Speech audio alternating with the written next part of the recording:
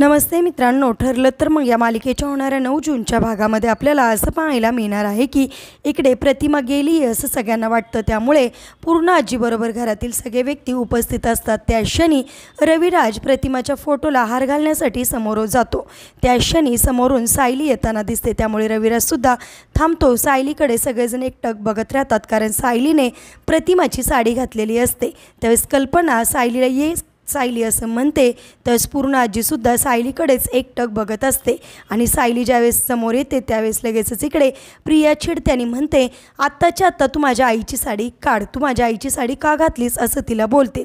त्याच वेळेस लगेचच पूर्ण आजी प्रियाला ओरडते आणि म्हणते की सायली साडी काढणार नाही। आज हिच्यामध्ये मला माझ्या प्रतिमाचा भास होतोय, हिच्यामध्ये मला असं वाटतंय की माझी प्रतिमा जिवंत आहे। त्यामुळे रविराज, तुम्ही प्रतिमाच्या फोटोला आता हार घालायची काही गरज नाही असं म्हणते। आणि सगळं काही बघून सगळ्यांनाच आश्चर्याचा धक्का बसतो। आता खरोखर सायलीच प्रतिमाला जिवंत घेऊन येताना आपल्याला पाहायला मिळणार आहे। असेच मालिकेच्या पुढील अपडेटसाठी तुम्ही आपल्या रंजक मराठी चॅनलला नक्की सबस्क्राईब करा। थँक्यू।